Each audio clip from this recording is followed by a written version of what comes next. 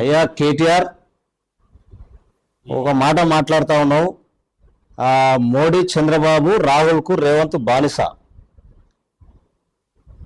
అంటే ఇప్పుడు మరి మీ అయ్యా మహారాష్ట్ర, తెలంగాణ నిన్న ఒక మిత్రుడు వచ్చి మాట్లాడినటువంటి విషయం మరొకసారి మేము గుర్తు చేస్తా ఉన్నాం.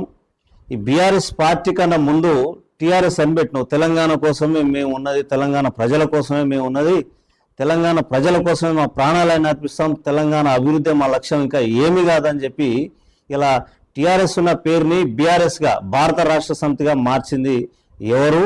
మరి మీరెందుకు ఢిల్లీ పోయారు, మహారాష్ట్రలో ఎందుకు పోయారు?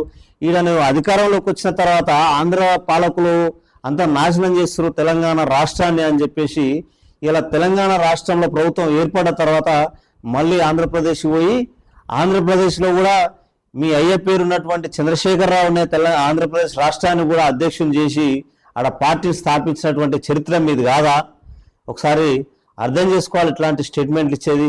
నువ్వు ఎన్నిసార్లు నీ మీద అన్ని ఆరోపణలే జరుగుతూనే ఉన్నాయి. రకుల్ ప్రీత్ సింగ్ ను కూడా నువ్వు ఫ్లైట్లలో నువ్వు టికెట్లు అడ్డగోలు బుక్ చేసుకొని ఎక్కడెక్కడ నువ్వు తీసుకుపోయి పాపం ఆ సినీ యాక్టర్ల జీవితాలు నాశనం చేసినావు అనేది ఇంకా కూడా వైపు జరుగుతూనే ఉంది. ఇంకా కూడా నీకు సిగ్గు వస్తలేదు ఎందుకో మరి, ఇంకా కూడా ఇట్లాంటి మాటలు మాట్లాడుతున్నావు కేటీఆర్. ఈనాట రేవంత్ మోడీ బానిస, చంద్రబాబు నాయుడు రేవంత్ రెడ్డి మోడీకి బానిసలట. అట్లా ఉంది ఆయన ముచ్చట. ఇక ఇంకోటి గొర్రెల స్కామ్, 1000 కోట్ల కుంభకోణం అట. మీ సైడ్ కూడా జరగవచ్చు.